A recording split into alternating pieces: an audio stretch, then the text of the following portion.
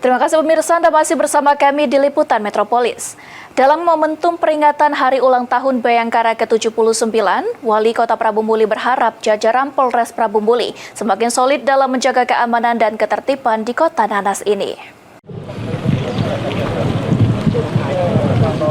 Di momentum HUT Bayangkara ke-79, Wali Kota Prabu Muli, Arlan menyampaikan harapan dan apresiasinya kepada Polres Prabu Muli, di mana Wali Kota mendorong agar Polres Prabu Muli dapat terus berinovasi dan responsif terhadap kebutuhan masyarakat, terutama dalam hal pelayanan publik, keamanan lingkungan, serta upaya pencegahan tindak kriminalitas.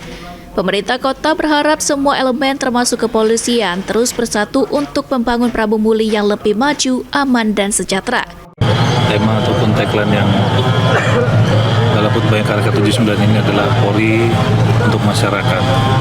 Sejatinya Polri dalam tugasnya melindungi, mengayomi, dan melayani masyarakat itu tidak akan pernah berubah, dan hingga sampai dengan saat ini di usia Polri ke-79 tahun kita akan selalu meyakini bahwasanya kita akan selalu ada di tengah-tengah masyarakat seperti apa yang disampaikan oleh Sementara itu, Wali Kota Prabu Muli Ca Arlan mengatakan, di HUT Polri ke-79 tahun ini menjadikan Polres Prabu Muli lebih bisa memberikan bantuan untuk masyarakat dan menjaga Kamtibmas di Kota Prabu Muli. Saya ucapkan selamat Hari Bayangkara, Dirgahayu Bayangkara yang ke-79. Semoga Polri tetap jaya selalu untuk masyarakat. Mungkin harapan gitu Pak dengan ulang tahun ini?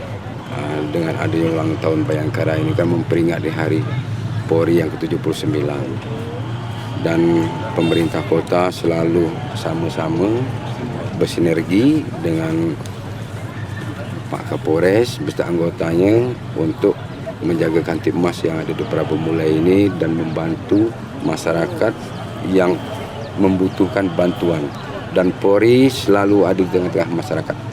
Dengan semangat HUT Bayangkara ke-79, sinergi antara pemerintah dan Polres diharapkan menjadi pondasi kuat dalam menciptakan lingkungan yang aman, damai, dan harmonis bagi seluruh warga kota.